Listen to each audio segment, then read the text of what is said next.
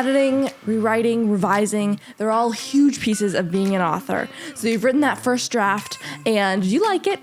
There's some people that don't like their first drafts. I usually don't mind my first drafts. But then what do you do next? So up to the point when I joined the Author Conservatory, I would write a book and then move on to my next idea. And they were full-length books, like 85, 100K words. So they were huge books. But I would just move on to the next idea because I was excited about it. I didn't ever really sit down and go back through it. If I did, it was more to catch grammatical errors and things like that. I never made any content edits. The things I made were more like craft passes, and even then they were lacking craft passes. So as I've grown as a writer and gotten requests from agents and editors, I realized one big component that I've been missing is the rewriting phase. And I got a developmental edit in August. So since then, I've been working on coming up with what to do next. So I really wanted to take you guys through that process and share some things I learned. So I'm not a professional here. I don't even particularly like the editing phase, but I've learned a couple things along the way that have really helped my brain. That said, I have talked with a lot of different authors and have asked their editing feedback. I've talked to Dean Brandis and Kara Swanson, and we've talked through some questions I've had about the editing process since I haven't done it before, and it was really helpful to get their feedback and see what they think. And really the general consensus is just that every author does it differently, so they gave me some tips and tricks, and then I just went and figured out what works for me. And so that's what I want to share with you. The things that I've figured out that have really worked for me and really helped with the editing process, since it can really be so overwhelming when you have a 90,000 word book and you're just looking at all those pages and you have no idea how to move things around. I found a couple things that really helped me out. So I really wanted to share those with you today. So to start, the one big thing that really helped just right off the bat was getting that developmental edit.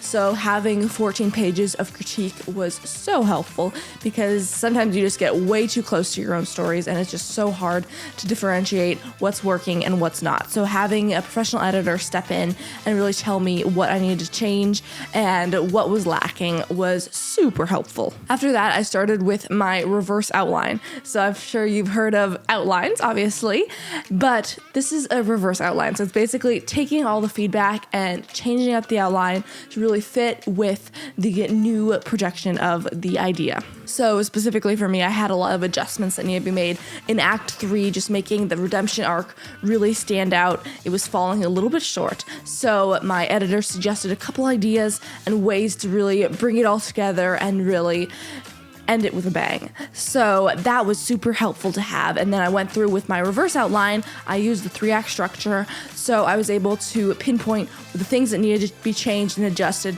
Some things just needed to be adjusted. In my 2 POVs, one of the POVs was a lot easier to change because the things that needed to be changed were so much smaller than everything else. But in the other POV, there was just major ending changes, as in like cutting the whole 3rd act and rewriting it. And usually I really don't like the idea of cutting so much, but I am so not close to the story that it really doesn't matter anymore.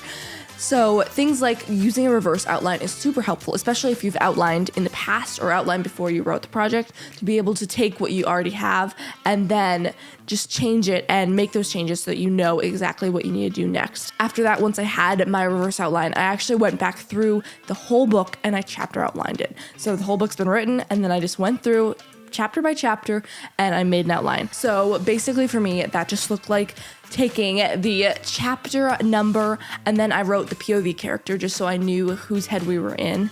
And then I put what place in the 3-act structure I was in. And then if I had big edits, I just grabbed it in big red bold text that said big edits chapter, so I knew going in that this was going to be a lot of rewriting.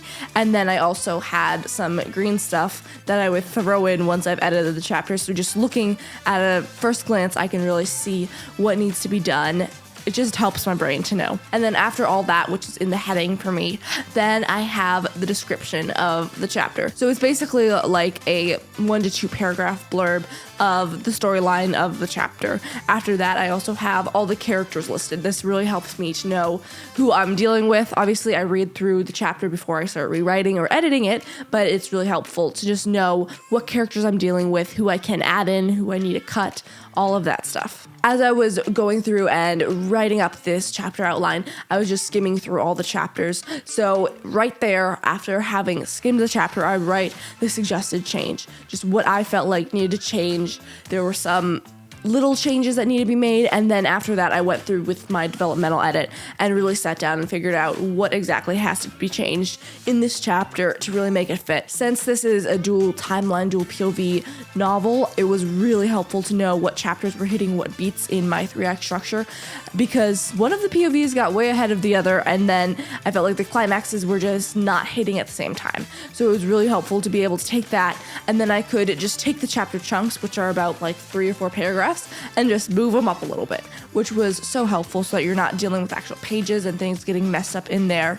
And then after that, once I felt like all of the chapters were good, everything was in there, then I just went through and I started figuring out what chapters need to be cut, what chapters need to be rearranged. There were some chapters that needed to be combined, all of that stuff. And it was really nice to be able to just cut the chapters in this outline, so it was just a strike through instead of actually deleting it, so that I knew what was going on, because as I was editing it, I realized as I was going through that I have no idea where this chapter is in it, and I'm so glad I didn't just cut it from the outline, because I would not have had any idea what this random chapter was doing in the actual book. Lastly, I'll just say, in my chapter outline, highlights are seriously key. It is just so helpful to just be able to see at a first glance the big changes I have, the changes I want to make highlighted in gray, the new chapter names, because some chapters got moved around. So I have the chapter that it was originally, and then the new chapter number, it's highlighted in blue. I have the POV character is highlighted in another color. I have the obstacle or whatever plot point I'm at, and then I have big picture edits are in red because it's